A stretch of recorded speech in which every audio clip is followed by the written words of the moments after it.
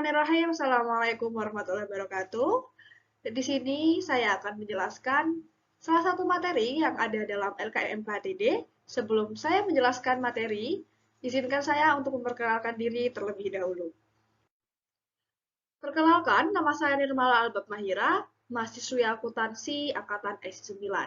Di sini adalah pengalaman Ormawa, pelatihan dan juga kepanitiaan yang sudah pernah saya ikuti, dan yang masih berjalan sampai sekarang yaitu saya sebagai Ketua Biro Organization Development BEM 2022 sampai sekarang dan juga staf materi pemandu Cakra Didaya 2022 sampai sekarang.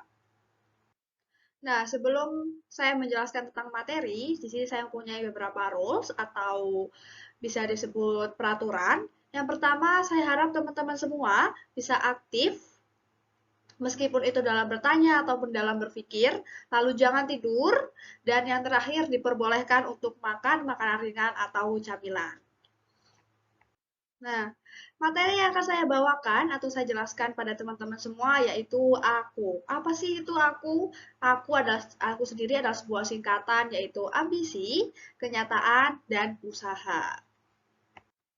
Nah, sebelumnya baik kita akan membahas terlebih dahulu yaitu ambisi. Kira-kira apa sih ambisi itu? Nah, ambisi sendiri dalam KBBI berarti keinginan, hasrat, atau nafsu yang besar untuk memperoleh sesuatu atau melakukan sesuatu.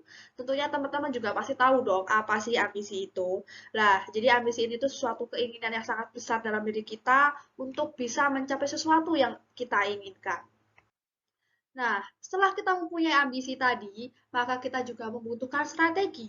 Bagaimana sih cara kita untuk bisa meraih ambisi tersebut? Nah, di sini juga saya mempunyai success flowchart atau langkah-langkah bagaimana kita bisa mendapatkan kesuksesan tersebut. Yang pertama, mindset. Di sini kita harus mempunyai niat atau mindset. Kita harus menetapkan pada diri kita bahwa kita bisa dan kita harus bisa mencapai kesuksesan tersebut. Setelahnya, kita membutuhkan visi. Di sini, untuk visi kita harus menyiapkan visi-visi apa saja yang bisa untuk kita bawa sampai kita tuh bisa mencapai kesuksesan tersebut.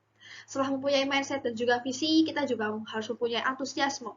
Jika kita tidak memiliki antusias, maka kita akan tidak semangat dalam meraih kesuksesan kita. Jadi antusiasme ini sangat dibutuhkan agar kita bisa semangat atau semangat membara untuk mencapai kesuksesan kita.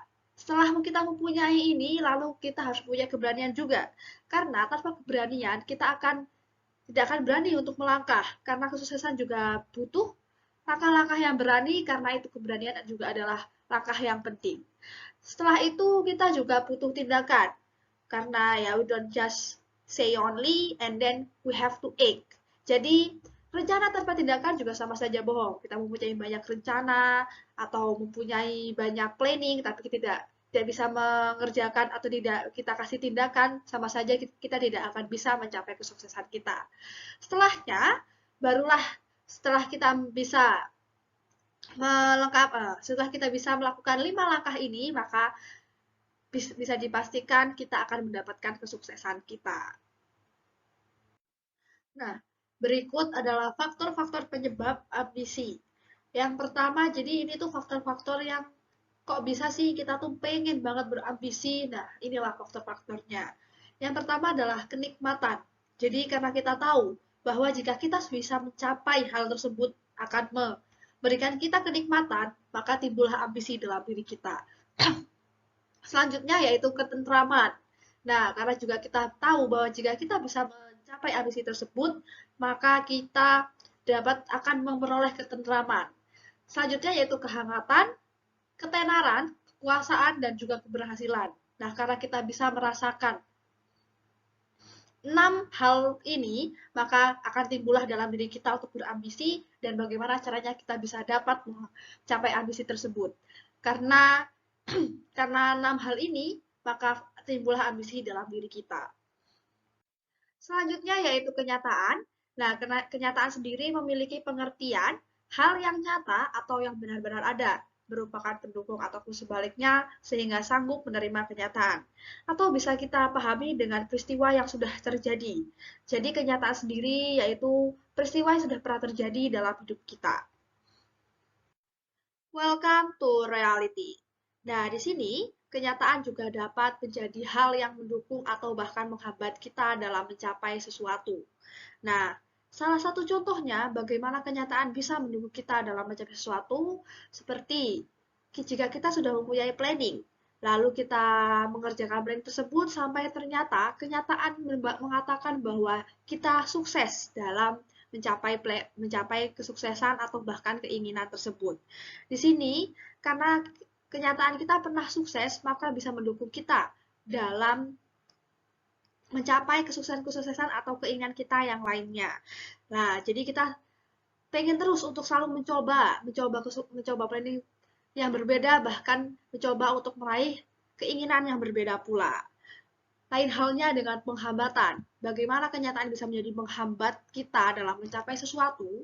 Karena kita ibaratkan karena kita sudah punya planning banyak dan ternyata kenyataan memberikan kita kegagalan. Di sini karena kita pernah gagal atau kenyataan memberikan kita kegagalan, bisa mempengaruhi kepercayaan diri kita atau bahkan kita tidak mau lagi mencoba planning-planning yang lainnya atau mencoba untuk sukses. Nah, di sini saya mempunyai salah satu contoh dalam gambar yang ada di PPT ini. Kita bisa menyimpulkan ya, bahkan sekali lihat dalam gambar ini, contohnya seperti ada ekspektasi dan juga realita. Ekspektasi kita mempunyai planning nih, sepertinya kayak, wah gampang nih kayaknya, sukses nih kayaknya. Udah diekspektasikan itu, wah lancar, jaya, nggak ada tuh hambatan-hambatan mulus, pokoknya kita bisa langsung sukses gitu. Dan ternyata pas kita mengaplikasikan planning yang sudah kita buat, wah kenyataannya nggak seperti ekspektasi dong pastinya. Pasti teman-teman juga banyak nih yang mengalami hal seperti ini. Bahkan jika kita lihat kenyataannya banyak sekali rintangan yang menghadang kita dalam mencapai kesuksesan. Pastinya semua juga setuju kan? Oleh karena itu, teman-teman semua, kita juga tidak bisa hanya mengandalkan apa yang ada di dalam ekspektasi kita atau planning kita. Kita juga harus menyiapkan diri kita dengan beberapa hal-hal yang terburuk dalam planning kita, atau kita harus menyiapkan diri kita dalam menghadapi kenyataan atau rintangan yang sudah menanti dalam realita. Nah, tibalah kita di huruf U dari aku, yaitu usaha. Nah, usaha sendiri didefinisikan sebagai upaya manusia untuk melakukan sesuatu guna mencapai tujuan tertentu dan untuk memenuhi kehidupan sehari-hari. Nah, pastinya teman-teman juga udah pada tahu nih kan ya, apa sih usaha itu? Nah, usaha itu tuh seperti upaya kita dalam mencapai tujuan kita atau bahkan dalam memenuhi kegiatan kita dalam sehari-hari. Selanjutnya yaitu ada macam-macam usaha. Nah, macam-macam usaha sendiri itu ada dua, yaitu proaktif dan reaktif. Apa sih bedanya usaha proaktif dan reaktif ini? Jadi, usaha proaktif sendiri yaitu usaha yang terjadi karena adanya rangsangan dari pihak lain. Nah, jadi usaha proaktif ini misalnya kita akan berusaha nih karena terpengaruh oleh lingkungan sekitar kita, entah itu dari keluarga atau teman. Nah, contohnya mungkin seperti kita melihat teman kita, misalkan sebut aja si A gitu ya. Wah, si A bisa nih ternyata menang lomba debat gitu. Nah, akhirnya muncul dalam diri kita, kayaknya aku bisa deh seperti si A gitu. Akhirnya kita berusaha, bagaimana caranya kita berusaha untuk bisa memenangkan lomba debat seperti si A. Lalu selanjutnya yaitu usaha reaktif. Nah, usaha reaktif ini kebalikannya dari proaktif.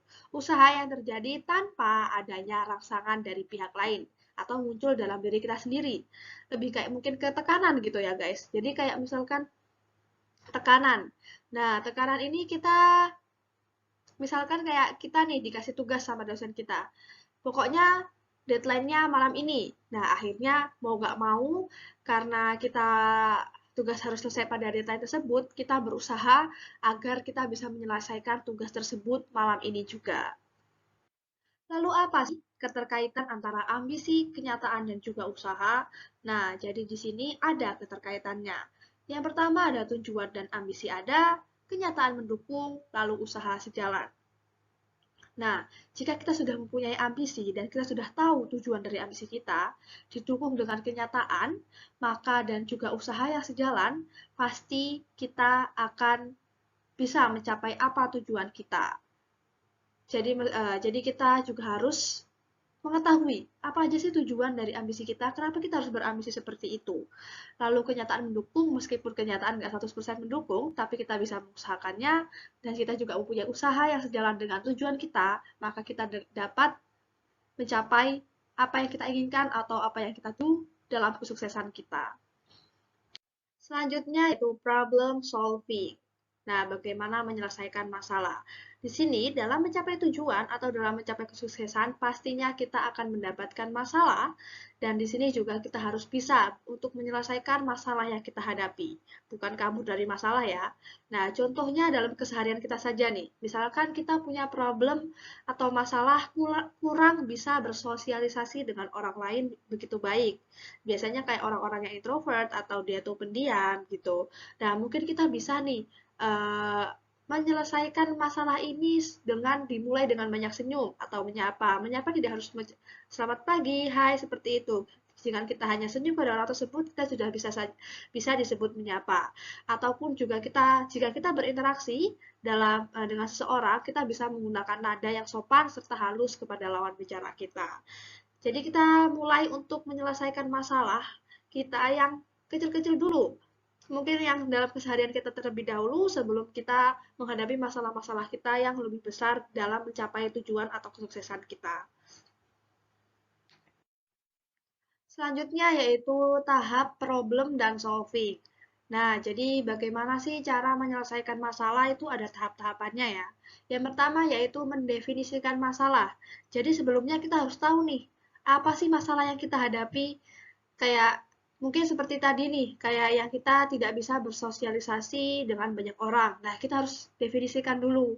Oh, berarti masalah saya kurang bisa nih bersosialisasi dengan banyak orang. Selanjutnya kita mengidentifikasi sumber masalah. Kita harus tahu sumber masalah kita ini berasal dari mana. Contohnya saja seperti kayak miskomunikasi antar teman dalam suatu kepanitiaan. Nah, kita harus identifikasi dulu sumber masalah ini dari mana, miskomunikasinya di mana. Nah, setelah kita mengidentifikasi sumber masalah, selanjutnya yaitu membuat prioritas masalah. Jika ini kalau misalkan masalahnya banyak ya, jadi kalau masalahnya yang banyak, kita harus lihat dulu mana sih yang harus diselesaikan terlebih dahulu. Jadi kita juga harus membuat prioritas masalah mana yang harus diselesaikan terlebih dahulu.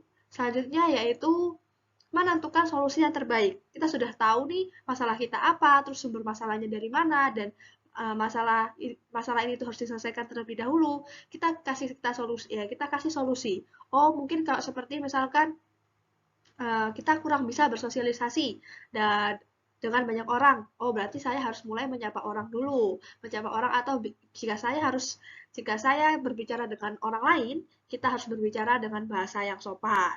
Nah, selanjutnya yaitu setelah kita menerapkan solusi, maka kita harus melakukan evaluasi. Kira-kira kalau efektif nggak ya solusi yang sudah saya terapkan pada masalah ini? Nah, kita harus mengevaluasi jika itu efektif, kita bisa menggunakan solusi tersebut jika menghadapi masalah tersebut lagi. Lalu jika misalkan itu kurang efektif, kita bisa mencari solusi lain sehingga kita dapat mengatasi masalah yang kita hadapi. Selanjutnya yaitu SWOT of Self. Apa sih SWOT of Self itu? Nah, SWOT of Self sendiri memiliki definisi kegiatan mengidentifikasi kekuatan, kelemahan, peluang, dan ancaman yang berpengaruh pada upaya mencapai keberhasilan dalam hal ini untuk pribadi masing-masing. Jadi SWOT of self itu yaitu kita tuh mengidentifikasikan dulu kekuatan, kelemahan, peluang, dan atau ancaman yang kita punya. Seperti itu sebelum kita mencapai keberhasilan yang kita inginkan. Nah, sebelum kita membuat planning untuk mencapai tujuan kita, setidaknya kita harus mengenali diri kita terlebih dahulu. Nah, bagaimana cara mengenali diri sendiri? Kita bisa menggunakan metode SWOT of Self. Nah, SWOT sendiri yaitu singkatan, di mana S itu adalah strength, yaitu artinya kekuatan. Jadi sebelum itu kita harus mengetahui dulu apa sih kekuatan kita, apa kekuatan yang dimiliki dalam diri kita. Selanjutnya yaitu weakness, yang berarti kelemahan. Nah, di sini kita juga harus tahu apa kelemahan yang ada dalam diri kita atau apa kelemahan yang kita miliki. Nah, selanjutnya yaitu opportunities. Setelah kita mengetahui kekuatan dan kelemahan kita, kira-kira peluang apa yang bisa kita dapat dengan kekuatan dan kelemahan kita. Dan selanjutnya yaitu yaitu threats, yang artinya ancaman. Dan ancaman apa yang kita dapat dengan kekuatan dan kelemahan yang kita miliki. Seperti itu. Nah, tibalah kita di akhir materi. Sebelum saya tutup, saya mempunyai quotes. If you want to be the best, you will be the number one. But if you want to be unique, you will be the only one. Jika kalian ingin menjadi yang terbaik, maka kalian akan menjadi nomor satu. Tetapi jika kalian ingin menjadi yang unik, maka kalian hanya satu-satunya.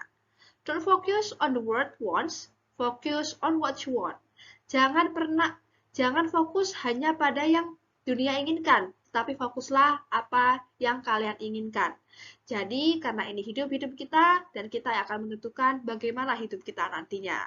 Sekian dari saya pamit undur diri. Terima kasih atas perhatiannya, dan juga maaf jika ada salah kata yang disengaja maupun tidak disengaja.